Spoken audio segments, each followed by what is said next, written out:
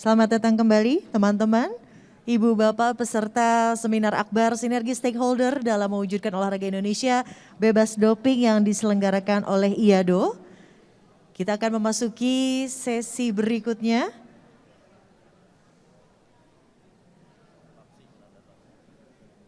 Seperti yang tadi sudah saya informasikan bahwa diskusi panel yang sangat menarik masih ada dua, Ibu Bapak. Nanti juga kita akan buka sesi Q&A dan juga tentunya pengumuman hadiah atau door prize yang selama ini ditunggu-tunggu sama Ibu Bapak semua. Silakan kembali memasuki area Golden Ballroom dari Hotel Sultan. Dan tidak bosan-bosannya kita mengingatkan untuk selalu mematuhi protokol kesehatan. Dan sesaat lagi acara akan kami mulai.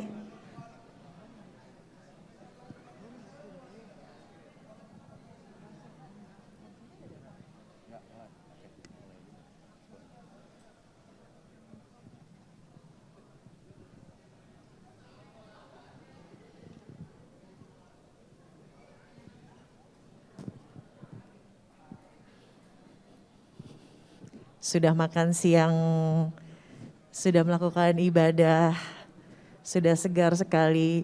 Ketua Umum IADO, izin saya memulai acara sesi kedua. Baik, Assalamualaikum warahmatullahi wabarakatuh. Ngantuk nih kayaknya Ibu Bapak semuanya. Assalamualaikum warahmatullahi wabarakatuh.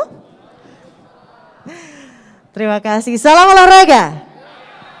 Izin Ibu Bapak, saya akan melanjutkan kembali rangkaian acara dari seminar akbar yang diselenggarakan oleh IADO dengan mengusung tema besar sinergi stakeholder dalam mewujudkan olahraga Indonesia bebas doping. Nah, kalau Ibu dan Bapak tadi sudah kita saksikan penandatanganan MOU sebagai bentuk komitmen untuk membersihkan dalam tanda kutip Indonesia dari doping.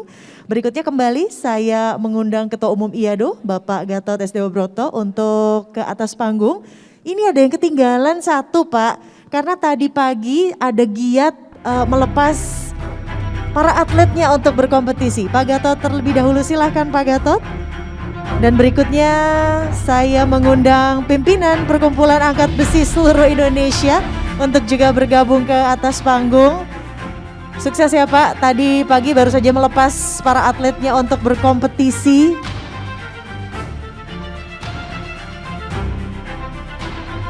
Spesial. Silahkan Pak, teman-teman boleh dibantu. Ini dokumennya sudah disiapkan. Mari, ballpointnya, teman-teman.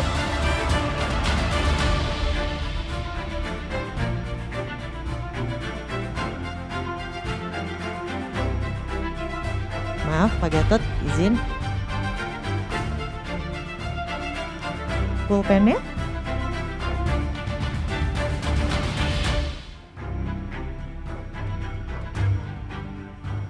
Ditanda tangan terlebih dahulu.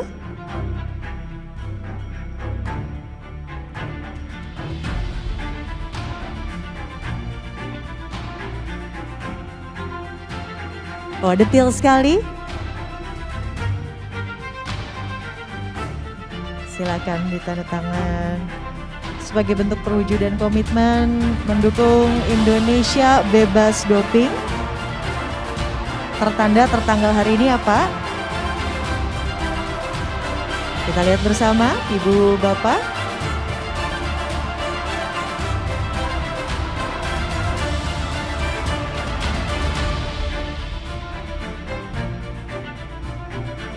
Dengan ini sudah resmi ditandatangan MOU antara IADO dan juga Persatuan Angkat Besi Indonesia. Silahkan diperlihatkan ke atas untuk diabadikan momennya. Oke, 1, 2, 3. Boleh teman-teman, baik. Sekali lagi 1, 2, 3, salaman. Baik, terima kasih. Bapak-bapak silahkan kembali ke tempat. Terima kasih.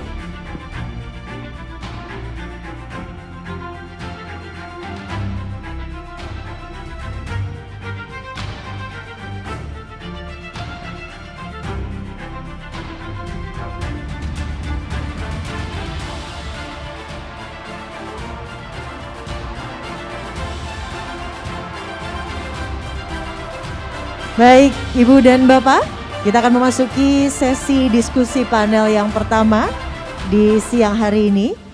Untuk itu kami mengundang para panelis yang nanti Ibu Bapak juga lagi-lagi ya ada sesi tanya jawab kepada para panelis. Saya informasikan bahwa masing-masing dari panelis diperbolehkan untuk menyampaikan materi atau menyampaikan paparan. Masing-masing 5 menit Ibu Bapak karena tercatat ini ada 6 orang. Dan nanti kita akan lebih banyak di sesi Q&A-nya, di sesi diskusinya. Kalau tadi diskusi di awal mungkin masih ragu-ragu atau mungkin baru kepikiran nih, oh iya pertanyaannya ini silakan dicatat. Nanti kita akan sama-sama tanyakan para panelis yang sesaat lagi. Saya akan panggil, ada 6 panelis ya, Ibu Bapak semuanya. Baik, yang pertama saya akan mengundang, di absen dulu deh. Bu Sekjen, Ibu Eka, adakah sudah hadir di sini Bu Eka? Di mana Bu Eka? Oh ini ya ampun di depan. Saya ngelihatnya ke sini mulu soalnya tadi geng Iado di sini. Ternyata ada di sini. Bu nanti biasa sama teman-teman juga diberikan waktu masing-masing 5 menit. Nanti akan lebih banyak di sesi tanya jawabnya. Begitu ya. Pertanyaan-pertanyaan yang mungkin kayak tadi saya mencatat bahwa aduh kita bingung nih jenis-jenis bahan apa saja sebetulnya yang ternyata prohibited gitu sama WADA biar nanti nggak dikasih sanksi lagi ya Pak Gabi ya, jangan kasih sanksi lagi sama Indonesia. Like Pak Gatot mentioned earlier that we accelerate the quality to of course obey the rules. And what do you think so far of Indonesia's progress in this past, I believe in this past 3 months ya Pak ya, in this past 3 months what do you think of IADO so far? Improved tremendously. Improve tremendously, boleh tepuk tangan dengan squad yang tadi sedikit itu ya Pak ya. Berarti kalian tuh semuanya adalah squad Palu Gada. Apa lu mau gue ada gitu ya. Jadi bisa banget and it's improved tremendously. Langsung testimoninya direkam ya tadi ya kata-katanya Pak Gabi. Baik, saya akan memanggil yang pertama Bu Eka Wulansari selaku Sekretaris Jenderal IADO. Silahkan untuk ke atas panggung. Ibu silahkan. Boleh tepuk tangan, gengnya mana nih gengnya? Panelis yang kedua Ibu Natasha Marcelina Ardiani selaku Direktur Edukasi. Yang tadi kayaknya pas lagi makan siang, aduh stres nih. Mari kita mengedukasi seluruh Indonesia dan mengglorifikasi. Silahkan ladies, di mana aja ya. Mau sweet dulu juga gak apa-apa. Ayo, mau yang mana silahkan. Yang ketiga ada Ibu Linda Rosalina selaku Direktur Testing IADO. Yang banyak banget kayaknya pendukungnya ya. Ini kalau ikutan kompetisi menang nih kayaknya Bu Linda. Ada juga Bapak Suharyanto selaku Direktur Intelijen dan Investigasi. Kalau investigasi harus gitu Pak, horor, investigasi. Ada juga Bapak Ari Sutopo selaku Ketua TUA Committee. Silahkan Pak Ari bergabung di atas panggung. Ada juga yang terakhir Rizky Mediantoro selaku Ketua RM Committee, silakan Pak Rizky. Oh Pak Rizky ngasih gini katanya teman-teman. Kiowo, bukannya cuan ya ini ya artinya ya. Nah ini dia para panelis yang sudah bergabung ke atas panggung. Ibu Bapak izin tadi memberikan lagi gently reminder every each of you punya waktu 5 menit untuk memberikan pemaparan ataupun materi. Let's just start with ladies ya, silahkan yang pertama Bu Sekjen dulu ya.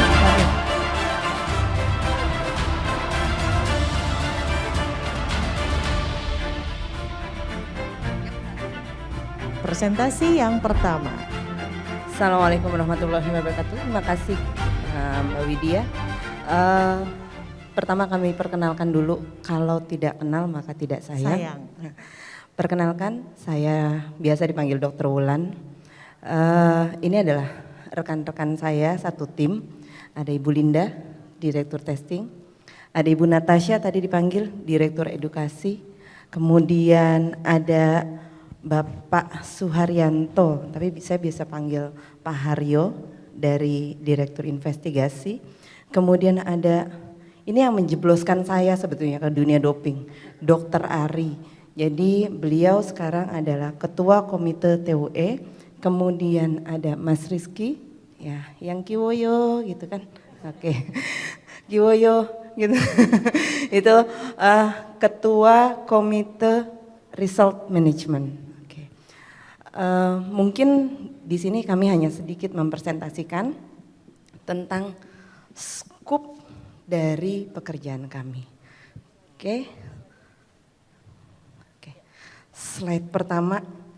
Ini adalah PR kami pada 10 tahun mendatang.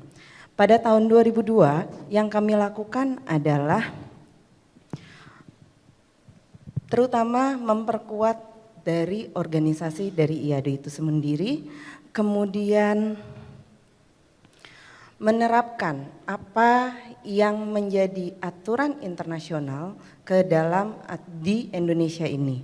Jadi kami saat ini lebih mempromosikan tentang peraturan internasional kepada stakeholder.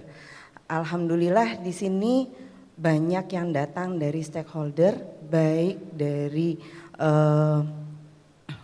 swasta ataupun dari pemerintah. Kemudian PR kami berikutnya masih di tahun 2003 kami mendapatkan PR yang sama. Kemudian di tahun 2024 ini kami berharap kami menjadi partner dari seluruh stakeholder di national federation ataupun international federation. Kemudian kami dapat berdiri sendiri menjadi organisasi yang independen dan berstandar. Dalam hal ini kami sudah memulai dari beberapa bulan yang lalu, kira-kira bulan Juli ya Bu ya. Bulan Juli kami sudah melakukan awal yaitu membuat standar operasional yang mana kami berharap nanti di tahun 2024 itu kami dapat menerapkan itu secara totalitas. Kemudian di tahun 2025 maka kami akan berdiri lebih tegap dan menjadi menjadi organisasi nasional anti doping yang lebih lengkap dan lebih punya atau bisa diajak bekerja sama dari semua pihak gitu. Izin begitu dari saya. Next, saya atau terutama kami semua berharap dari IADO ini di 2032 ya. Oke, 2032 nanti kami menjadi lebih baik lagi. Terima kasih, akan dilanjutkan oleh Direktur Edukasi kami. Maraton ya, baik silahkan.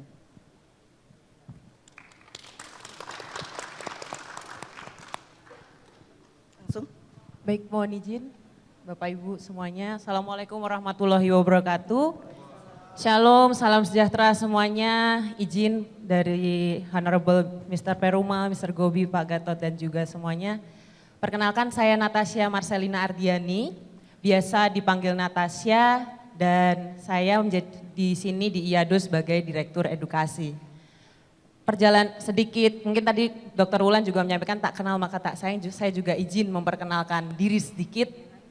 Dari 18 tahun saya menjadi atlet juara nasional dari cabang olahraga sepatu roda, lalu 8 tahun menjadi pelatih, lalu S1 juga dari olahraga PKO di Universitas Negeri Semarang, pendidikan kepelatihan, dan S2 Sport Management di Seoul National University Korea Selatan. Akhirnya perahu perjalanan hidup saya membawa saya ke IADO. Jadi dari situlah ternyata ujung-ujungnya perahu ini berlayarnya masih di area olahraga. Baik, itu tadi perkenalan sedikit dari saya. Sekarang untuk di Direktorat Edukasi. Seperti tadi ada pertanyaan untuk di sasaran kami yang di edukasi tentunya ada dari tingkat regional, nasional, dan juga internasional. Next slide. Di mana ini yang akan menjadi selaras dengan World Anti-Doping Code untuk diciptakannya sebuah education pool. Siapa saja yang harus diedukasi? Ada atlet support personil atau personil pendukung atlet seperti pelatih, medis, pengurus, official, bahkan sivitas akademika dan sponsor media juga perlu menerima edukasi anti doping. Ini sesuai dengan World Anti-Doping Code. Next slide. Setelah kita memiliki, next slide. Setelah kita memiliki education pool, ada saatnya kita harus membuat education plan. Di mana ini yang dimonitor dan dievaluasi oleh WADA dan juga Serado. Yang tiap tahunnya kita harus membuat report dan juga kita harus membuat yang baru. Saat ini IADO kemarin dari Direktorat Edukasi sudah submit revisi Education Plan 2023 ke Serado yang kami juga masih revisi lagi untuk bisa lebih baik di kedepannya. Karena hal ini menjadi Code Compliance Questionnaire yang akan diisi di yang akan datang. Next slide. Setelah ada education plan maka kita melaksanakan edukasi di mana di 2022 ini kita telah melaksanakan seperti yang disampaikan oleh Pak Ketua Umum ke beberapa daerah di provinsi di Indonesia. Kita sudah berjalan 15 provinsi dan yang di tahun 2023 nanti akan dilanjutkan ke provinsi yang sebelum.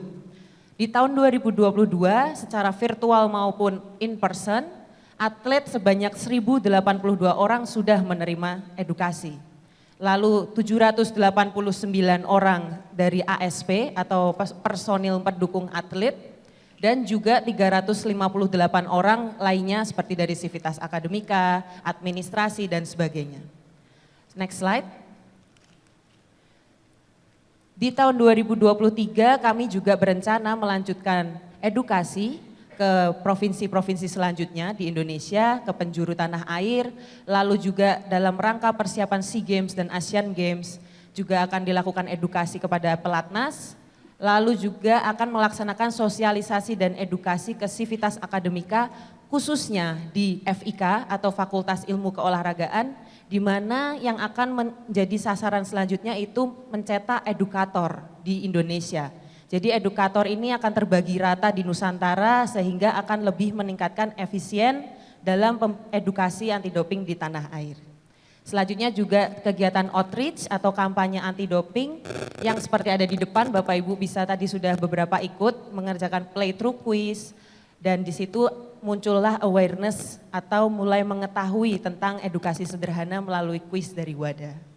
Jadi Bapak Ibu perlu diketahui juga sebelum saya menutup bagian dari Direktorat Edukasi, saat ini edukasi anti doping menjadi mandatory atau menjadi syarat bertanding. Contohnya yang kemarin barusan dari Federasi Internasional BWF atau badminton, mereka mewajibkan atlet untuk memiliki sertifikat edukasi anti doping sebelum bertanding. Tapi mohon dapat saya ulang kembali dan diketahui Bapak Ibu kita satukan perspektif ini sertifikat bukan doping free, tetapi sertifikat telah diedukasi anti doping. Jadi tidak ada korelasi setelah menerima sertifikat itu mereka bebas doping. Kurang lebih begitu, mohon maaf apabila ada kekurangan. Terima kasih. Wassalamualaikum warahmatullahi wabarakatuh.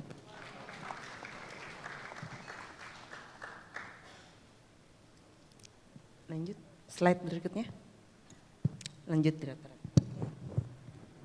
Baik, terima kasih. Assalamualaikum warahmatullahi wabarakatuh. Salam sejahtera bagi kita semua. Yang terhormat Honorable Mr. Gobi Nathanel and Mr.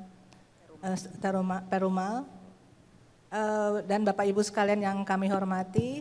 Bersyukur kita kehadiran Allah Subhanahu wa taala karena kita dapat berkumpul semua di sini dalam keadaan sehat walafiat. Baik Bapak Ibu, melanjuti dari tadi kawan kami edukasi, sekarang kebetulan kami ditugaskan untuk menjelaskan skop pekerjaan dari Direktorat Testing, seperti itu. Jadi memang edukasi adalah pencegahannya, sedangkan kami Direktur Testing adalah implementasinya, implementasi dari edukasi yang telah diberikan kepada atlet. Mungkin next saja. Next, langsung. Baik Bapak Ibu, jadi memang sebenarnya tugas daripada Direktorat Testing itu adalah yang paling utama adalah melakukan pengumpulan sampel ya, pengumpulan sampel dari atlet yang terpilih. Ya, jadi nggak hanya sembarangan aja atlet yang kita pilih, tapi berdasarkan risk assessment. Jadi kita melakukan risk assessment berdasarkan data-data yang dikumpulkan dari pengurus besar cabang olahraga, dari cabor, Jadi kita cabur-cabur itu memang dilakukan risk assessment ya berdasarkan kriteria yang dikeluarkan oleh dari International Standard Testing Laboratory dari artikel 4.2. Ya semuanya ada di situ. Nah setelah itu, setelah kita melakukan risk assessment, kemudian kita merencanakan berapa sih jumlah sampel yang akan kita lakukan, kita ambil di tahun tersebut. Kemudian ini di tahun 2023. Nah ini setelah itu juga, jadi jumlah sampelnya itu memang berdasarkan anggaran yang ada. Dan kemudian selanjutnya setelah sampel juga kita juga melakukan analisa nih kira-kira analisa apa yang akan kita analisa untuk sampel yang akan kita ambil. Itu adalah berdasarkan TDSSA, memang adalah pedoman atau dokumen yang dikeluarkan oleh WADA atau bagian dari ISTI ya, International Standard Testing and Investigasi. Nah ini kemudian atlet yang kita pilih juga nggak hanya atlet sembarangan Bapak Ibu ya, jadi atlet yang memang masuk ke dalam RTP, jadi atlet RTP Register Testing Pool. Jadi atlet pilihan, yang atlet nasional pilihan memang yang menonjol atau yang berprestasi di dalam caburnya. Ya, jadi atlet RTP ini memang ada kriterianya Bapak Ibu. Jadi kriterianya atlet tersebut dia selalu mengikuti kompetisi di luar negeri. Ya, terutama masuk ke dalam golongan atlet-atlet yang mengikuti Olimpiade, Paralimpiade, Asian Games seperti itu. Dan kemudian atlet tersebut juga masuk dalam 20 besar International Federation. Itu juga yang menjadi prioritas kita untuk dilakukan pengawasan doping. Nah selain itu juga ada atlet yang masuk dalam RTP, itu adalah atlet yang memang ada riwayat pelanggaran doping. Nah itu juga menjadi prioritas untuk dilakukan pengumpulan atau pengawasan doping dari tim testing. Jadi memang ada beberapa kriteria, cukup banyak ya kriterianya. Nah satu lagi juga kalau misalnya ada isu ya, isu atau ada isu dari bagian investigasi, juga nanti kami juga akan melakukan pengawasan doping. Nah kami juga di sini juga mempunyai ada DCO ya, jadi yang selain itu juga kami memerlukan data whereabouts daripada atlet ya. Jadi atlet yang masuk RTP itu harus harus melakukan menginput datanya keberadaannya di sistem EDEM. Nah, ini sangat kami perlukan Bapak Ibu karena dalam melakukan pengawasan doping di out of kompetisi untuk bertemu dengan atlet tanpa pemeriksaan dahulu adalah dengan mengetahui keberadaannya tersebut. Nah kemudian selanjutnya juga akan terhadap atlet tersebut kita juga akan melakukan pengawasan doping. Nah kami memerlukan bekerja sama dengan DCO, Doping Control Officer. Kami mempunyai sekitar 36 ya kurang lebih yang sudah terakreditasi. Dan selanjutnya juga setelah kami melakukan pengumpulan sampel juga nanti akan dikirim ke laboratorium terakreditasi WADA. Dan kami di situ juga membutuhkan kurir yang cepat ya, langsung dapat sampai ke laboratorium untuk dilakukan analisa. Jadi intinya Bapak Ibu sekalian, kami dari testing ini pertama adalah sangat membutuhkan anggaran. Ya, anggaran itu diperlukan bagi kami karena sampel atau jumlah sampel yang akan kita lakukan pengawasan itu kita bagi menjadi 4 kuartal dan kami menginginkan supaya sesuai dengan target awal tahun itu sudah mulai berjalan. Nah selanjutnya juga kami menginginkan agar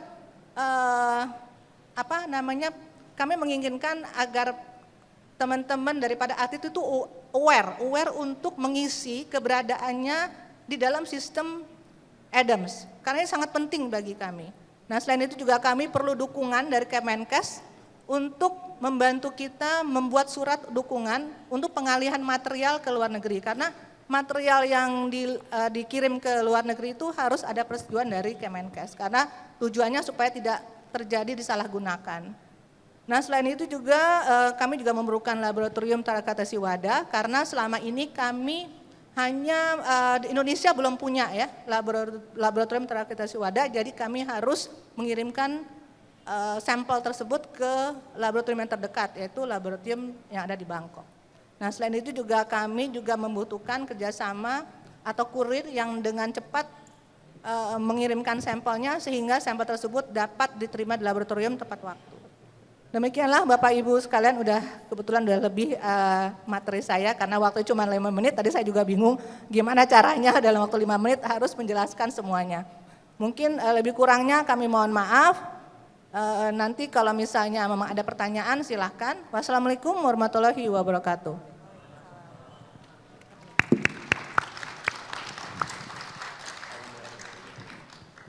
Silakan Ibu Bapak dilanjut dengan pemateri berikutnya.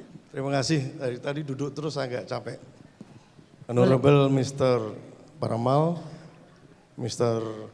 Gobin, Bapak Ibu sekalian yang saya hormati, Assalamualaikum warahmatullahi wabarakatuh. Salam sejahtera bagi kita semua. Salam Om Swastiastu. Salam olahraga. Ya biar agak sedikit panas karena kita di sini kedinginan. Ini bagian kami yaitu Direktorat Intelijen dan Investigasi. Kalau cerita intelijen dan investigasi, saya yakin para Bapak Ibu sekalian bisa lihat di Google banyak cerita tentang intelijen dan investigasi. Namun di dalam organisasi anti doping ini, kami intelijen dan investigasi bertugas untuk melakukan pengamatan dan penelusuran terhadap potensi kemungkinan pelanggaran anti doping yang dilakukan oleh atlet. Karena untuk kepentingan meningkatkan performanya supaya mencapai keberhasilan yaitu mendapatkan kemenangan di dalam kompetisi. Itu tugas utama kami. Di dalam intelijen dan investigasi ada tahapan atau fungsi masing-masing, klasifikasinya seperti yang dilihat dalam layar, ada intelijen taktis, ada intelijen operasional, dan ada intelijen strategis, masing-masing punya skop kegiatannya masing-masing. Mulai dari level yang paling rendah klasifikasinya, level yang agak lebih luas, dan level yang sudah mengarah kepada kebijakan dan prediktif. Itu adalah siklus daripada intelijen kami. Kemudian sumber, kami mencari informasi itu dari berbagai sumber. Seperti yang terlihat di dalam slide, sumbernya itu ada sumber yang internal, yaitu dari internal kita sendiri. Juga ada sumber yang dari luar atau eksternal. Dan ada sumber yang kita menerima pelaporan. Ini yang menjadi ikon WADA saat ini, yaitu istilahnya dengan menggunakan platform Speak Up. Dengan aplikasi Speak Up itu kita bisa menerima laporan. Itu sumber yang kita dapatkan. Hasil dari informasi dan hasil dari intelijen kami ini gunanya untuk apa? Gunanya yaitu salah satunya yang disampaikan oleh Ibu Linda dan juga disampaikan oleh Mr. Gobin tadi bahwa intelijen itu sangat penting di dalam kegiatan pelaksanaan anti doping. Juga disampaikan tadi Ibu Linda bahwa kita akan memberikan informasi sebagai dasar di dalam menyusun planning distribusi pengambilan sampel atau RT-PTP yang disampaikan tadi Ibu Linda. Itu dengan berapa risk assessment-nya sehingga kita bisa membuat daftar. Jadi nanti Bapak Ibu tidak mempertanyakan kenapa atlet saya tidak diambil doping, kenapa yang diambil doping si A, si B, si C. Apakah ada semacam kerjasama atau lainnya? Tidak ada. Itu hasil dari risk assessment antara kita antara intelijen investigasi dengan testing. Itu ya Bu ya. Jadi jangan banyak pertanyaan. Kemudian bila mana ada hal-hal yang indikasi atau informasi intelijen yang perlu kita lebih dalami, maka kita melakukan investigasi sesuai dengan arahan pimpinan dari IADO. Lanjut. Sebagai acuan dari kegiatan kami, intelijen dan investigasi, seperti yang disampaikan bahwa yang disampaikan oleh Bapak Gatot sebagai Ketua Umum IADO, ada 11 pelanggaran yang harus menjadi dasar daripada kegiatan informasi dan investigasi kami. Tadi sudah dijelaskan oleh Pak Gatot bahwa salah satunya yang perlu dipikirkan bahwa tidak hanya ditemukan saja di dalam sampel urin maupun darah yang hasil analisis laboratorium. Namun ada juga yang lainnya yaitu menggunakan atau mencoba menggunakan aja sudah bisa dikenakan sebagai pelanggaran. Itu dari mana kita bisa dapatkan? Itulah hasil daripada kegiatan intelijen kita di lapangan. Jadi ada yang warna kuning itu adalah kegiatan yang eksternal di lapangan dengan sumber yang di luar. Kalau yang ada putihnya itu ada di dalam. Kembali lagi Mas, belum kembali lagi. Kemudian yang ketiga yaitu menghindari, seperti disampaikan Pak Gatot. Kita menghindari atau mencoba menghindari untuk memberikan sampel, menolak atau gagal menyerahkan sampel. Jadi kenapa ini banyak terjadi? Atlet itu biasanya agak sedikit stres atau mungkin mereka kebingungan atau mungkin malu sehingga tidak bisa kalau kemarin kami di Manado kalau tidak salah, mereka merasa risih, mungkin di Makassar, lupa saya, di Makassar atau di Manado, itu merasa risih kalau diikuti oleh anak buahnya Bu Linda, DCO. Dia nggak keluar itu, urinnya tidak keluar, sampelnya tidak keluar. Nah itu kalau dia kemudian menolak dan tidak mau memberikan sampelnya, maka itu bisa menjadi kena pelanggaran. Kemudian ada tadi yang disampaikan Ibu Linda, wear board itu penting. Kenapa wear board penting? Karena kalau tidak diisi, maka bisa terjadi pengambilan sampel itu menjadi miss.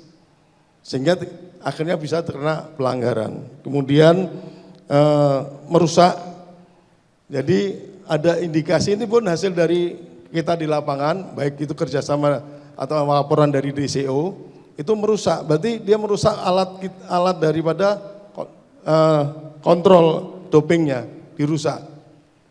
Atau mencoba merusak salah satu bagian daripada alat toolnya tersebut. Lanjut Mas. Kemudian yang keenam, kemudian kepemilikan. Jadi kepemilikan anti doping, kepemilikan zat yang terlarang atau metode yang terlarang yang akan digunakan dan tidak bisa memberikan penjelasan yang dapat diterima. Setelah itu selanjutnya ada perdagangan. Setelah dia melakukan memiliki, kemudian memperdagangkan. Ini hasil daripada kegiatan intelijen yang selama ini terjadi di kasus-kasus yang ada di luar negeri. Kalau di dalam selama ini saya belum pernah mendengarkan ada kasus yang terbongkar seperti yang kejadian yang poin 6 dan poin 7 itu. Kemudian pemberian, ini biasanya dilakukan oleh medis atau pelatih memberikan kepada atlet zat yang terlarang. Selanjutnya persekongkolan, ini yang luar biasa karena dia bersekongkol dengan membantu, mendorong, bersekongkol dalam menutupi segala jenis kegiatan yang berkaitan dengan ADRV atau anti doping, rule violation, yaitu yang selama ini seperti kejadian yang terjadi di Rusia, di Amerika, itu adalah adanya upaya secara sistematis untuk melakukan pelanggaran anti doping. Kemudian berasosiasi aja tidak boleh. Kita ada atlet yang kena sanksi atau mungkin pelatih atau kegiatan olahraga yang dilakukan bersama mereka, kita tidak diizinkan. Itu betapa sedihnya kita kalau terkena sanksi doping. Kemudian yang terakhir adalah intimidasi atau mengecilkan hati, kemudian pembalasan, mengancam atau mengintimidasi terhadap orang yang akan menjadi pelapor. Ini berkaitan pada speak up. Pada saat kita mau melapor, ada orang yang menghalangi, itu pun bisa kena sanksi. Karena ini untuk kepentingan olahraga. Lanjut. Kami di sini mengharapkan daripada Bapak Ibu sekalian, supaya ke depan kita akan melakukan sosialisasi juga tentang speak up, karena IADO juga melakukan kegiatan yang mengadop dari wadah. Kita membuka link-link speak up yang akan kami sosialisasikan mungkin di bulan Desember depan. Semoga ini berhasil dan mudah-mudahan Bapak Ibu sekalian membantu kami supaya terjadi play through, kemudian play safe dan true play. Supaya olahraga kita makin ke depan makin berhasil. Demikian apa yang kami sampaikan, semoga bermanfaat bagi Bapak Ibu sekalian. Wassalamualaikum warahmatullahi wabarakatuh. Salam sejahtera. Om Santi Santi Santi Om. Terima kasih Pak Heri. Saya nanti penasaran nih soal speak up, menarik kayaknya. Apakah nanti datanya akan ter-reveal siapa yang berani, oh ternyata ada nih sepertinya indikasi penggunaan doping begitu ya. Keamanan data dan lain sebagainya nanti kita akan bahas lebih lanjut. Silakan berikutnya. Mr. Gobin, Mr. Perumal, Pak Gatot, Bapak Ibu sekalian. Assalamualaikum warahmatullahi wabarakatuh. Saya perkenalkan diri, saya Dr. Ari Sutopo, saya spesialis kedokteran olahraga. Saya berkecimpung dalam doping ini sudah 48 tahun, 31 tahun waktu di bawah IOC dan 17 tahun belakangan ini waktu di bawah WADA. Posisi sekarang saya sebagai ketua komite TUE, Therapeutic Use Exemption. Komite ini komite yang independen, dia tidak tergabung dalam strukturnya IADO.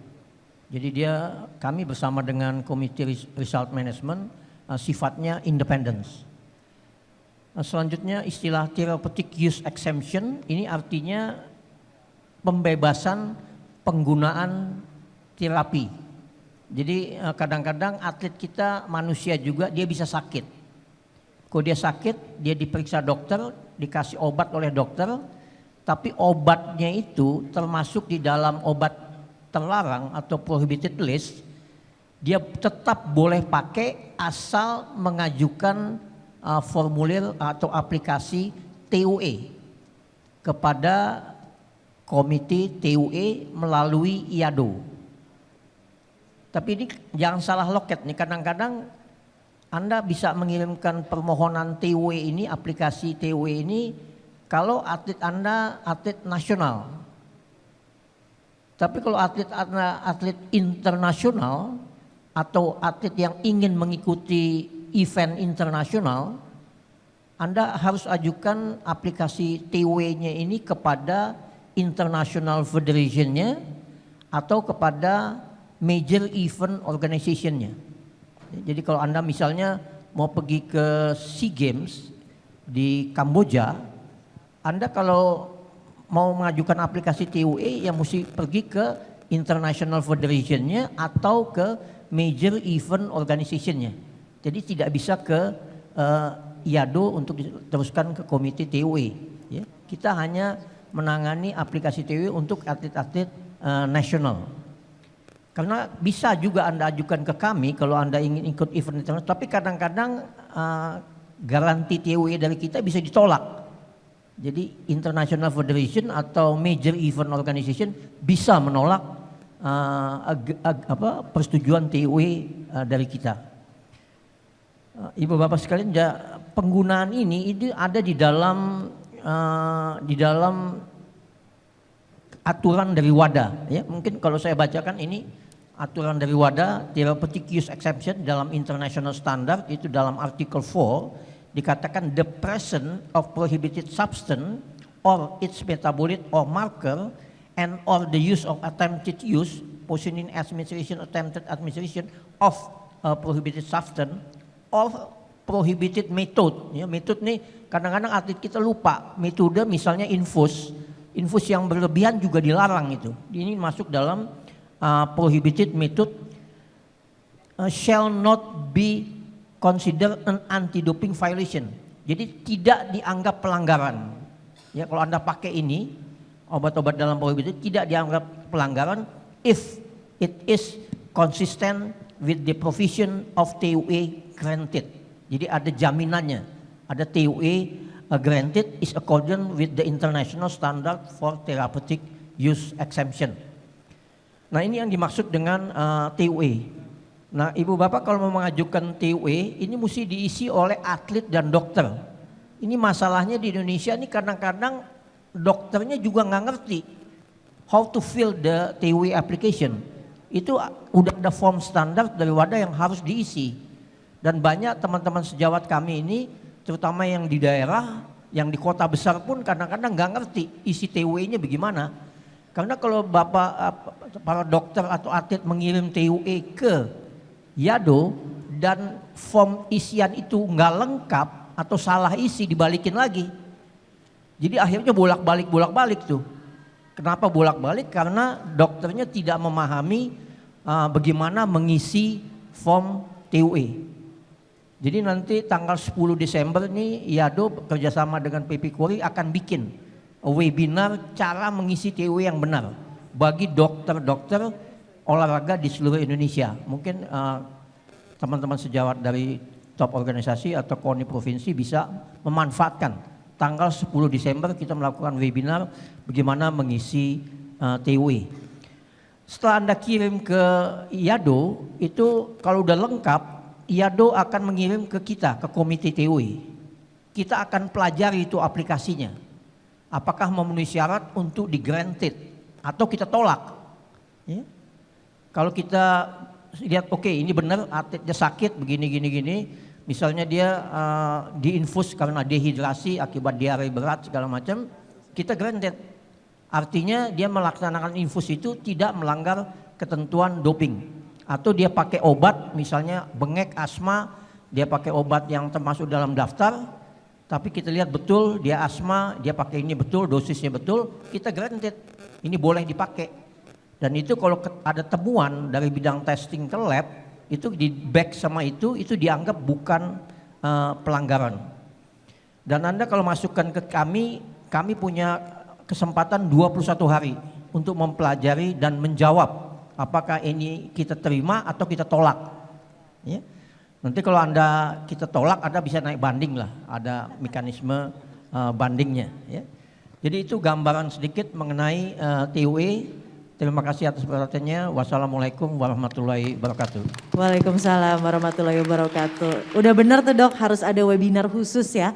Nanti bikin kalau perlu ada tutorial cara mengisi form TUE gitu ya. Yang bahkan tadi dokter saja mengatakan rekan sejawatnya belum terlalu familiar sebetulnya. Mekanisme pengisian form TUE yang betul itu seperti apa ya. It's very good idea. Baik, yang terakhir last but not least silahkan Mas Rizky. Oke. Assalamualaikum warahmatullahi wabarakatuh. Izin saya sambil berdiri ya Dok ya. Dingin soalnya di situ. Sebelum saya mulai saya mau ngajak dulu kakak-kakak semua untuk kita refresh lagi ya. Saya akan teriak salam olahraga supaya Mr. Gobi sama Mr. Perumal bisa ikutan. Oke? Bareng-bareng ya. Salam olahraga. Sekali lagi, salam olahraga. Oke, tepuk tangan untuk kita semua. Welcome to Indonesia Mr. Gobi and Mr. Perumal. Oke, sebelum saya masuk, perkenalkan saya Rizky Mediantoro. Saya di sini mendapatkan amanah untuk menjadi Ketua Komite Result Management. Kenapa saya terakhir? Karena saya adalah hilir. Karena dari hulu sampai hilirnya itu tadi sudah dijelaskan. Nah, ketika berbicara tentang bagaimana ketika edukasi, testing semua sudah dijalankan, tetapi masih ada temuan pelanggaran. Ini result management proses yang akan berjalan. Jadi ketika sudah ada pelanggaran yang dilakukan oleh atlet atas temuan zat merugikan, proses ini yang berjalan. Nah, proses ini dibagi ke dalam 2 fase. 2 fase itu, pertama itu dilakukan oleh IADO melalui fase pra-adjudikasi. Fase ini itu berisi tentang bagaimana pelanggaran tersebut kita tetapkan pelanggaran dan kita lakukan tuntutan. Ini IADO. Jadi IADO itu bertindak sebagai prosecutor atau jaksa. Nah, ketika itu sudah berjalan, prosesnya itu juga jelas, semua diatur di dalam Wadah Code dan International Standard of Result Management. Semua itu ada, kita hanya mengikuti saja. Dan kita harus patuh dengan apa yang sudah tercatat di situ. Nah, setelah itu, setelah atlet dinotifikasi atas pelanggarannya, baru masuk ke dalam fase adjudikasi. Disitulah peran dari Result Management Committee. yaitu kami. Nah, Result Management Committee ini bertindak dalam fase adjudikasi atau fase tribunal. Kami di sini sebagai hakim sebetulnya, tetapi bukan menghakimi. Karena dalam proses dengar pendapat itu adalah hak atlet, atlet yang meminta. Ketika proses result management ini berjalan, ini kita harus memastikan bahwa hak-hak atlet itu semua terpenuhi. Kenapa? Karena berkaitan dengan proses result management itu ada masa depan atlet yang sedang kita pertimbangkan dan pertaruhkan. Nah, ada apa aja sih sebenarnya dalam proses result management dan khususnya RMC fase adjudikasi. Next. Jadi kami sebagai RMC itu bukan dipilih tetapi diangkat. Sama seperti senior saya, Dr. Ari yang sudah 48 tahun di doping, saya belum lahir Pak, masih itu juga. Jadi memang di sini saya sejak 2017 harus memastikan posisi kami ini adalah imparsial dan independen. Kami tidak boleh ada dan mengetahui proses yang sebelumnya berjalan. Kenapa? Karena untuk memastikan bahwa putusan yang dikeluarkan itu adalah keputusan yang final dan baik demi masa depan atlet. Nah, pertanyaannya apa aja sih sebetulnya dilakukan? Ini ada 4 yang biasa kita lakukan. Pertama, before hearing, kita memilih panel. Panelnya kita pilih siapa yang akan memegang dan itu berdasarkan proses yang sudah ditetapkan dalam standar internasional. Setelah itu, yang paling penting adalah ketika berbicara tentang proses hearing. Di sini dalam sinergi stakeholder, saya menyampaikan tadi kepada Bu Sekjen, Bu, saya boleh tidak meminta dan beritahu kepada teman-teman semua apa yang sebenarnya harus dipersiapkan. Nah, ketika di fase ini hearing itu adalah hak atlet. Beban pembuktian itu ada di atlet. Atlet harus bisa memastikan dan memberitahukan kepada panel the originnya, dari mana sebetulnya zat itu berasal. Baru kami bisa mendeliberasi dan mempertimbangkan degree of fault-nya untuk menentukan sanksi. Nah, seringkali atlet tidak dapat membuktikan originnya. Sehingga kami tidak bisa apa-apa. Kami akhirnya memutuskan secara normatif. Karena itu sudah jelas dan sudah diatur dalam guideline dan juga ISRM. Jadi ketika kami memutus tanpa mengetahui origin, yang pertama kali akan menegur adalah Mr. Gobi mungkin. Jadi ketika itu tidak dijalankan, kita harus menemukan dulu. Kadang atlet akhirnya berpikir, saya nggak ngaku aja lah. Kenapa? Karena kita tidak menganut asas hukum presumption of innocence. Itu tidak ada dalam Wadah Code. Kenapa? Karena ada asas tanggung jawab ketat atau strict liability yang sebetulnya ketika itu sudah ditemukan pelanggaran, atlet sudah bersalah. Tinggal bagaimana atlet tersebut bisa membuktikan ketidaksengajaannya dalam panel. Nah, itu yang menjadi kesulitan kami sebagai panel dalam menjalankan tugasnya. Setelah itu kami akan melakukan diskusi untuk melakukan deliberasi putusan yang sesuai dengan apa yang kami temukan dalam persidangan. Ada beberapa faktor termasuk juga zat apa yang ditemukan, terus apakah ini berrelate dengan performance dan common substance-nya, bagaimana itu di masyarakat itu mudah atau sulit untuk ditemukan. Setelah itu kami akan memberikan decision dari rentang waktu ini, kami harus memberikan decision maksimum 2 bulan. Dan memberitahu bahwa atlet memiliki hak untuk appeal. Nah, Result Management Committee apabila atlet menghendaki kami akan membentuk panel banding. Setelah itu akan bersidang lagi dan apabila atlet masih ingin banding tidak puas, silahkan naik ke CAS. Mungkin itu highlight dari kami, mudah-mudahan nanti bisa ada tanya jawab selanjutnya. Terima kasih, Assalamualaikum warahmatullahi wabarakatuh. Waalaikumsalam warahmatullahi wabarakatuh. Eye opening, ternyata tidak ada praduga tak bersalah begitu ya. Yes, betul. Baik, teman-teman saya yakin sudah banyak yang ingin mengajukan pertanyaan dan juga mungkin yang ingin menanyakan melalui aplikasi. Silakan teman-teman boleh diperlihatkan videonya. Kita pergi ke www.menti.com. Untuk tutorial, kalau misalnya aduh kayaknya takut nih nanya langsung atau misalnya mau kasih saran untuk IADO, silahkan diperlihatkan tutorial di www.menti.com.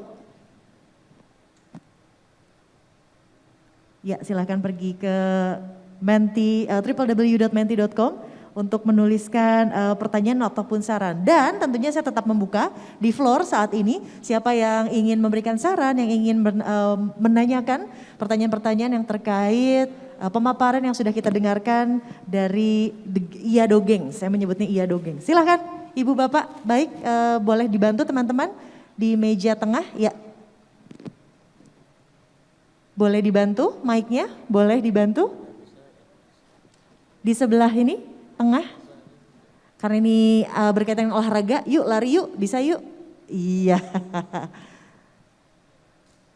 Diperkenalkan dulu ya Mas, silahkan. Cek. Terima kasih kesempatannya. Perkenalkan, saya Dr. Freddy dari mewakili bidang kesehatan dan doping dari PPFI. Dokter siapa? Mohon maaf. Freddy. Freddy. Iya. Baik. Pertanyaan saya tujukan kepada bagian investigasi ya tadi Pak Haryo kalau tidak salah ya. Suharyanto, ya. Ya, jadi mungkin bisa dijelaskan lebih lanjut tentang investigasi yang sudah dilakukan dan mungkin tindakannya apa yang sudah ada. Karena apakah ini hanya terkait dengan bidang olahraga saja ataukah karena biasanya atlet itu kan penggunaan zat doping ini biasanya juga terkait mereka mencari sendiri bahannya itu dari toko online yang akunnya itu bukan kepemilikan apotek, bukan kepemilikan dari tenaga kesehatan. Jadi apakah investigasi juga menyasar ke arah-arah sana atau tidak? Dan bagaimana tindak lanjutnya? Terima kasih. Baik, terima kasih Dr. Freddy. Berikutnya Ibu Bapak di sesi ini saya buka lagi untuk kesempatan bertanya. Silahkan. Boleh dibantu teman-teman. Di sebelah kiri, ya.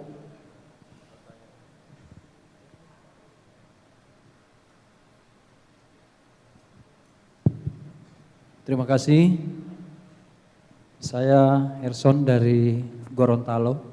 Mohon maaf Pak. Herson. Dari Baik. Gorontalo. Ya. Setelah mendengar paparan tadi, memang agak sedikit ngeri kami dari daerah, Pak.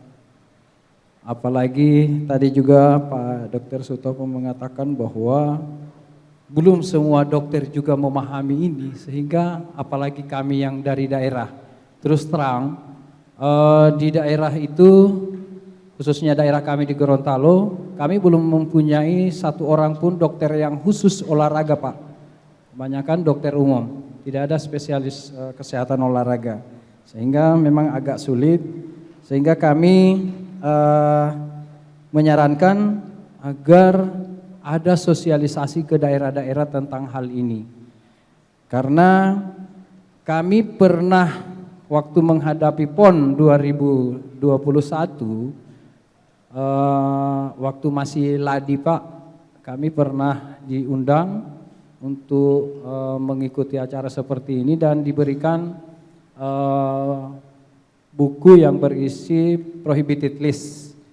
Tetapi setelah kami bawa ke daerah, itu memang agak sulit juga untuk diidentifikasi apa-apa saja yang ada dalam prohibited list. Padahal kami sudah serahkan ke dokter. Begitu juga kami para pelatih, karena yang paling dekat dengan atlet ini adalah pelatih.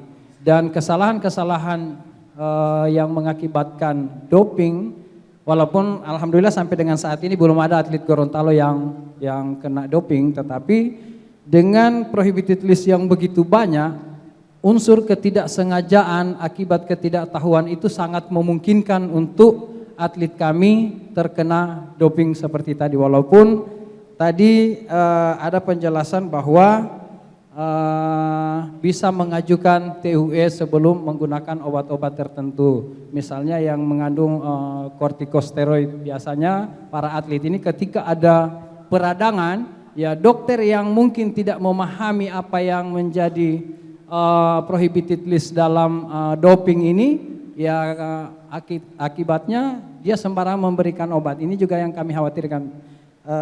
Dan yang akan menjadi korban adalah para pelatih dan atlet. Kasihan usahanya berlatih yang bertahun-tahun akhirnya musnah ketika dia juara hanya karena adanya terjerat kasus doping yang mungkin dia tidak sengaja. Walaupun tadi hal-hal yang seperti itu bisa diajukan TUE, tetapi sampai dengan saat ini kami juga tidak mengetahui bagaimana cara pengajuannya, lewat aplikasi apa saja. Ini di daerah sama sekali kami belum mengetahui itu. Sehingga juga kami menyarankan untuk disosialisasikan dan melibatkan baik itu KONI dan juga para pelatih. Karena mereka yang paling dekat dengan atlet, dan ketika terjadi sesuatu di lapangan, yang memberikan pertolongan pertama adalah atlet.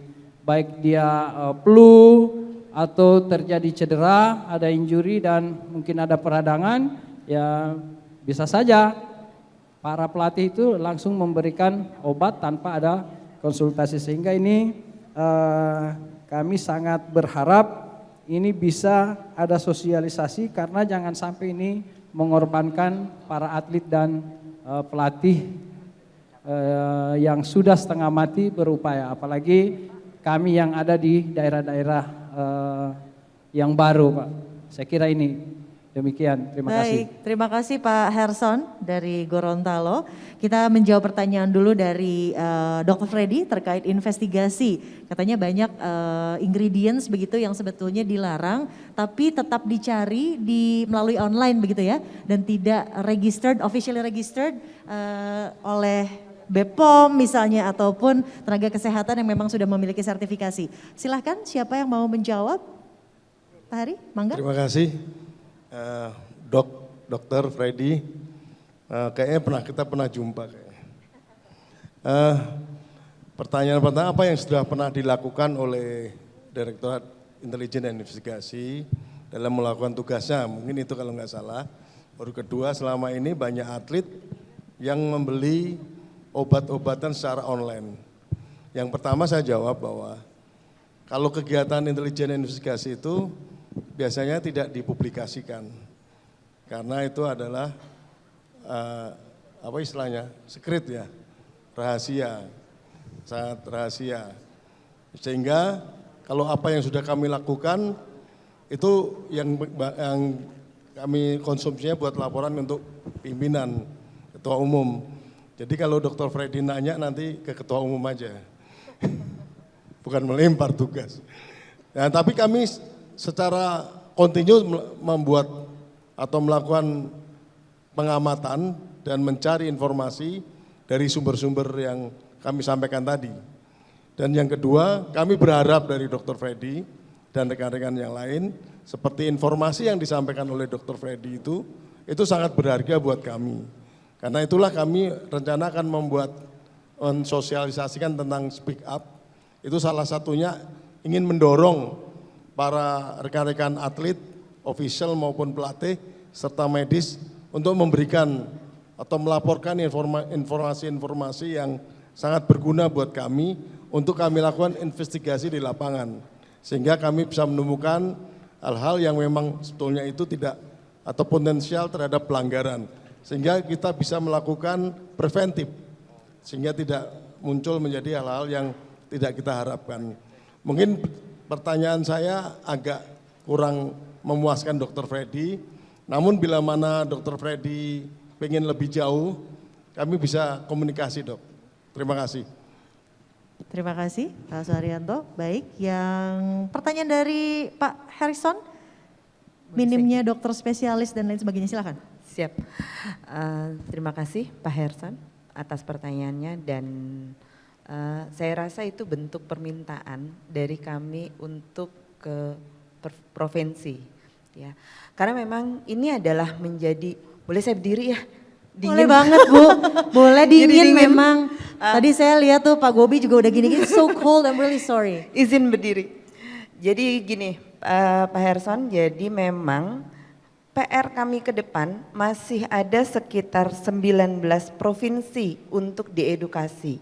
Kami baru melakukan, tadi sudah dijelaskan oleh Pak Ketum di presentasi sebelumnya, bahwa kami saat ini di 2022 sudah melaksanakan 15 provinsi. Dan kami bekerja sama dengan KONI daerah untuk mengedukasi di masing-masing provinsi. Tentu saja ini PR besar buat kami karena sebetulnya bukan hanya ke provinsi tapi juga ke masing-masing national federation. Jadi memang itu PR besar buat kami. Dan untuk prohibit list dulu memang diterapkan buku saku prohibit list. Tapi untuk sekarang ini kami tidak lagi mengeluarkan buku saku. Thank you. Kami tidak lagi mengeluarkan buku saku prohibit list karena setiap tahunnya dari WADA mengeluarkan prohibit list di tanggal 1 Januari itu dieksekusi. Jadi sebelum tanggal 1 Januari, 3 bulan sebelumnya dia akan mengumumkan tentang prohibit list di tahun berikutnya. Itu. Jadi untuk prohibit list kami sudah tidak mengeluarkan buku saku. Kemudian next mungkin untuk teman-teman dari bidang medis di berbagai provinsi tadi sudah dijelaskan oleh Dr. Hari bahwa kami akan mengadakan webinar di tanggal 10 ya Mas Panji ya. Tanggal 10 Desember kami bekerja sama dengan PP Kori untuk mengadakan seminar tersebut. Mudah-mudahan nanti jadwalnya akan kami sebar di website kami iado.id. Kami akan sebar supaya bisa mendaftar juga. Jadi yang bukan dari PP Kori mungkin bisa mendaftar ya Dok ya. Jadi nanti di situ akan ada tentang pengisian TUE aplikasinya dan kemudian di situ bisa juga ditanya tentang prohibit list mungkin nanti dari Komite TUE. Demikian. Terima kasih Bu Sekjen. Saya mau ngikutin Bu Sekjen di sini. Jadi Soalnya saya tambahkan sedikit bisa ya? Silakan Dok, silakan. Yang tanggal 10 Desember itu khusus untuk dokter ya. Ya. Karena itu kita pakai istilah-istilah kedokteran dalam mengisi aplikasi TUE. Khusus untuk dokter. Terima kasih. Tanggal 10 webinarnya khusus untuk dokter. Tanggal 10 Desember jam 1 siang. Tanggal 10 Desember pukul 13.00 waktu Indonesia Barat, nanti linknya akan dibagikan ya Dok ya. Terima kasih dan khusus dokter sekali lagi diingatkan. Baik, ini juga sudah ada beberapa pertanyaan yang saya izin bacakan yang sudah ditulis oleh peserta melalui www.menti.com. Banyak sekali yang menarik, boleh saya resumekan ya. Yang pertama, ini apa yang harus kami lakukan katanya sebagai atlet apabila kami ditemukan positif doping. Apakah kami bisa mendapatkan keringanan hukuman? Lalu biasanya atlet yang menderita batuk pilek begitu diistirahatkan selama 5 hari dan mengkonsumsi obat untuk batuk pilek. Itu sampai berapa hari katanya kira-kira efek dari ingredients yang terdapat dalam obat batuk pilek itu bisa hilang dan aman bila akan melakukan tes. Saya rasa saya ke Mas Rizky dulu ya, terkait keringanan hukuman. Tentunya dengan ketidaktahuan ya, ini ketidaksengajaan. Oke, baik, mungkin singkat. Mungkin saya akan menjawab dari sisi deliberasinya aja ya, sama pertimbangannya. Jadi kalau tadi saya sempat katakan, atlet harus dapat membuktikan di origin, dari mana itu asal substansinya bisa masuk ditemukan dalam tubuh. Itu dulu yang harus dibuktikan.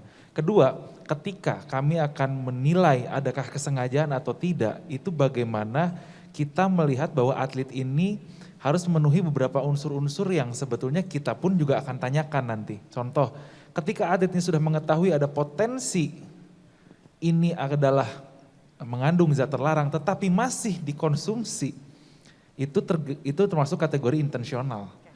Nah, itu pun nanti akan kita deliberasi, kita tanya dalam proses persidangan yang dimana outputnya itu adalah tadi ada beberapa faktor yang akan kami consider, yaitu tadi pertama apa substansnya, spesifik atau non spesifik.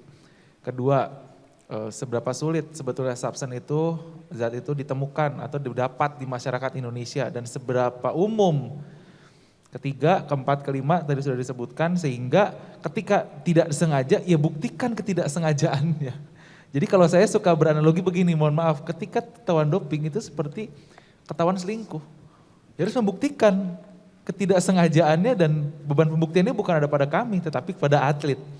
Jadi harus buktikan ketidaksengajaan baru kami bisa mempertimbangkan di manakah tingkatan kesalahan atau degree of fault-nya sehingga Apabila harus ada keringanan, ada yang bisa kami berikan sesuai dengan tingkat kesalahan dari atlet itu sendiri. Mungkin begitu Kakak. Baik, terima kasih. Jadi memang harus dibuktikan dulu memang ketidaksengajaan ya. Baik, kalau gitu all the doctors mungkin ada yang bisa menjawab terkait tadi pertanyaan biasanya kalau batuk pilek katanya suka minum obat, berapa hari kira-kira dok?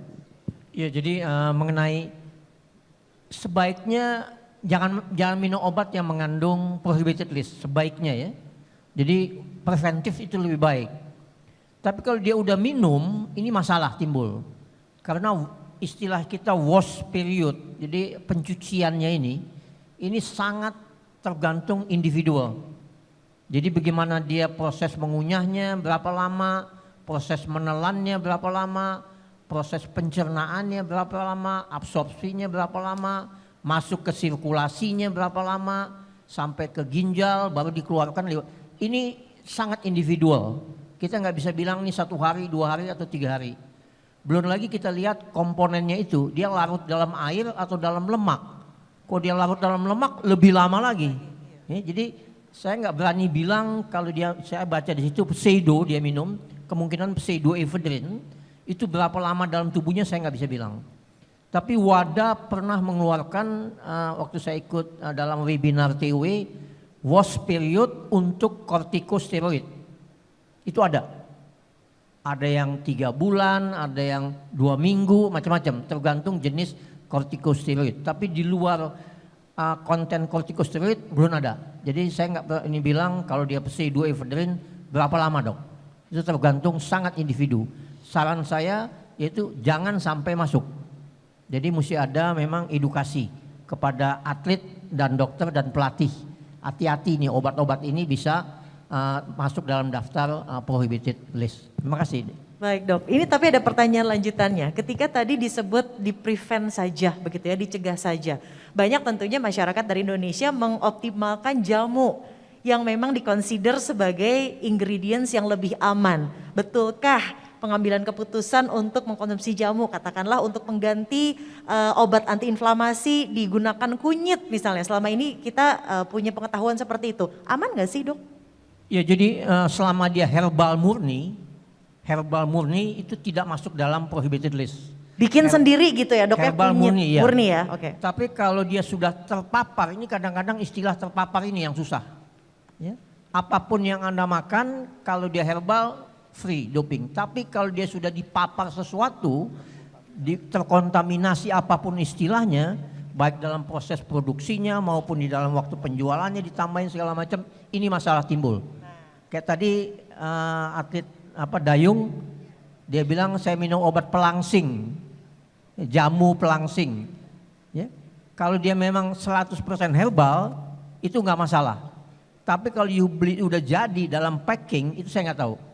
Ya, dia bisa sudah terpapar. Sebab itu kan di dalam pasal 1, di dalam apa yang dimaksud doping, tadi diterangkan, dalam prohibited list kan semua komponen yang dilarang, itu ada kalau dibaca dalam prohibited list. Ya. Nah ini kadang-kadang banyak atlet kita pakai jamu pelangsing atau apapun namanya, tapi terkontaminasi. Ya, begitu juga hati-hati dengan suplemen. Ya banyak atlet internasional waktu di Amerika itu ada suatu pabrik suplemen yang mengkontaminasikan bahan-bahan doping sehingga jadi masalah. Tapi kalau dia cuma sebut betul-betul suplemen protein, enggak doping, suplemen karbohidrat enggak doping, vitamin C enggak doping. Tapi kalau dia kontaminasikan dengan sesuatu yang termasuk dalam prohibited list jadi masalah. Ya. Makasih. Terima kasih. Makasih loh pinjeman mic. Ini kayaknya Pak Gobi mau menambahkan sesuatu. Silahkan. I will speak in English. Maybe somebody want to translate, they can. I think since the topic on jamu came into the picture and supplements and medication came, I thought I'd say a few words. Okay. There was a research study looking into about 300 traditional medicines. Out of the 300 medicines, 92 had banned substances. Okay? That's only one study. There are similar studies like that, number one. Number two, in Singapore, a good number of years ago, there was an athlete, Saida. Saida was a Silat athlete, bersilat. All right. She was actually even Sports Girl of the Year. She went to take some jamu for weight loss. She was tested and it was found having banned substances. And she was sanctioned 4 years. So if you ask about jamu, be very careful. Yeah, number one. Number two, I think there is a little confusion between medication, supplementation. They are two different things. When you come to medication, there are websites where you can check whether your medication is okay. But when it comes to supplements, the direction is always there. We are not saying don't take supplement, but there is a way to lower the risk. Okay, there are ways to lower the risk. So that's all I say. I think the third thing is sometimes when you take anything, you think the washout period is there. We had 1 or 2 cases in the region where after the washout period, they were tested, it was still found in the urine. Okay, thank you. Thank you so much. Jadi memang harus ekstra hati-hati katanya. Berkaca pada beberapa kasus, judulnya memang jamu, tapi ternyata malah ada sanksi. Bahkan tadi di Malaysia ada Sport Girl of the Year mendapatkan sanksi 4 tahun. Dan kita harus lebih peka perbedaan antara pengobatan dan juga suplemen. Obat dan suplemen, it's two completely different things. Yang memang lagi-lagi harus ada yang namanya edukasi dan juga literasi. Langsung semuanya pada stres nih, aduh banyak ternyata yang harus dihati-hati ya dan tentunya dijaga staminanya. Kayaknya jangan sampai sakit gitu kalau atlet dan juga pelatih. Baik, saya buka lagi sesi tanya jawab di floor berikutnya, silakan. Baik, Pak.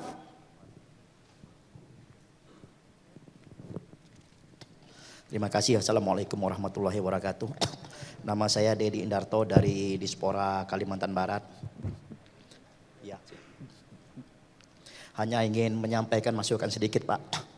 Kalau bisa acara seperti ini juga jangan cuma di sini.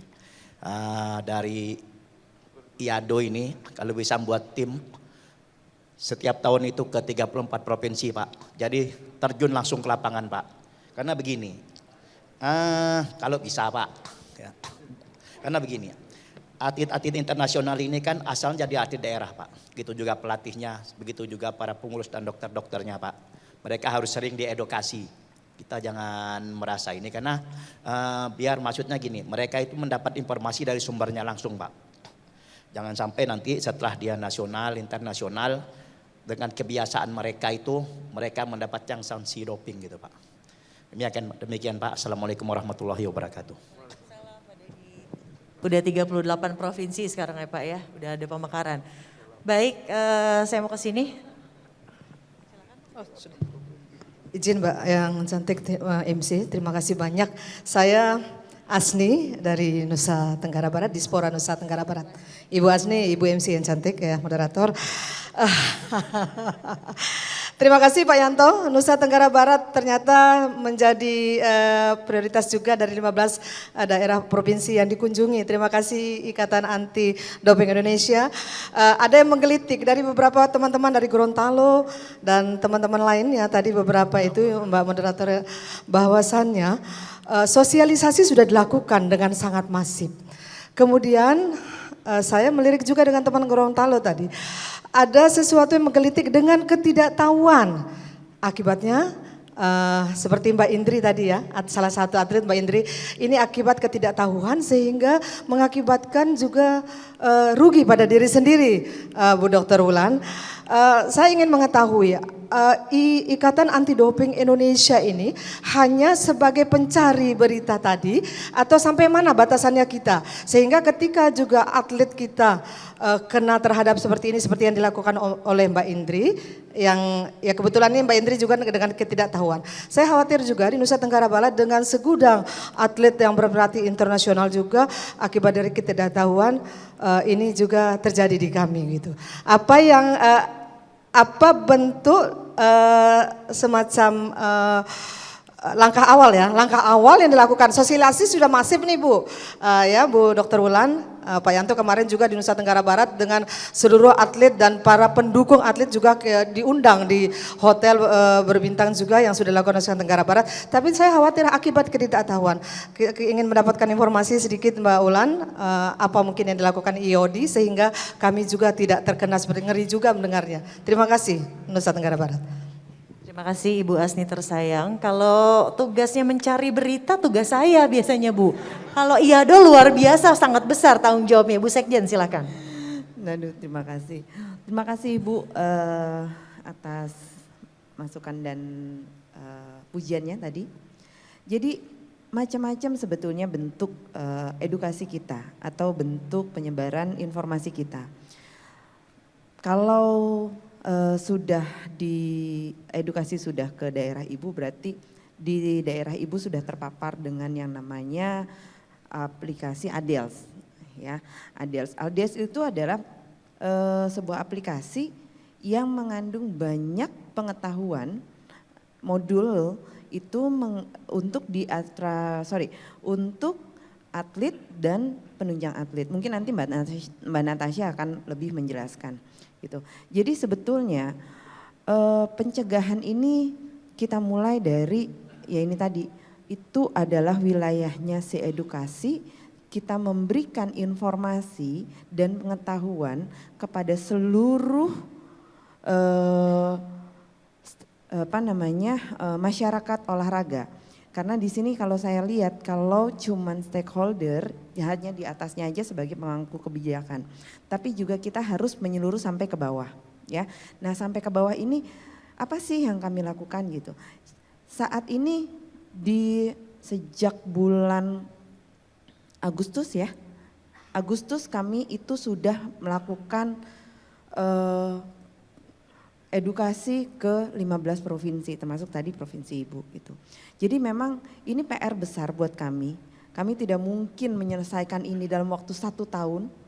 Ya Pak Ketum, ini tidak mungkin kami lakukan dalam waktu 1 tahun tanpa dukungan dari semua pihak.